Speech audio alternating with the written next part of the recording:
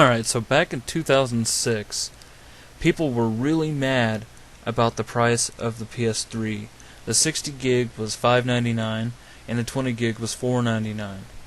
One of the main reasons why they're so mad about that is because the previous year the 360 came out for $3.99 and $2.99 depending on which model you got, okay? So that's like a $200 price difference. Okay, so wonder if instead of like comparing the price to the 360, wonder if we compare the price to other consoles from the past when they came out, okay?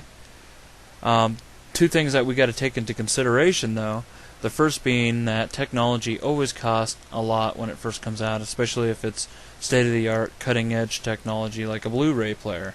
Okay, just like the iPhone cost a lot when it first came out because it's the new thing, and so if you wanted that new thing right when it came out, you had to pay more.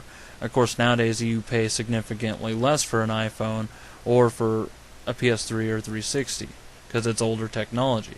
Now, the second thing that you got to take into consideration is inflation. All right, just so we're all on the same page, inflation is described as continuously rising prices, or the continuous fall in value of the dollar. All right. So what we're going to do is we're going to take a couple of these consoles and we're going to compare it to the PS3 price to see how bad the PS3 price really was, okay? So, first let's start off, let's skip the Genesis and go to the NES. So we'll go 1985, $249, which is the model that came with Rob, and we're going to change this to 2006, since that's when the PS3 came out. Alright, so we can see that in 2006 the NES would have ran $466.53. So that's actually pretty comparable to the PS3. Not quite as much, almost as much as the 20 gig model, but definitely more than a 360. So let's go to, let's just skip over and go to the Intellivision. 1980. $299. Keep that at 2006 and we'll calculate it. As you can see, the Intellivision would have cost $731.53 in 2006, which is more than the 60 gig PS3. So really, the PS3's price isn't looking too bad now that you think about it, right? Let's do one more for fun. We'll do the Atari 2600. And of course, at the time, it was the VCS. We'll go 1977, $199, and we'll calculate that.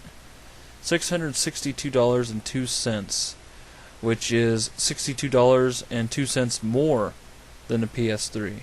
So really, if you keep the whole 360 price out of your mind and just focus on the PS3 price, it really wasn't that bad for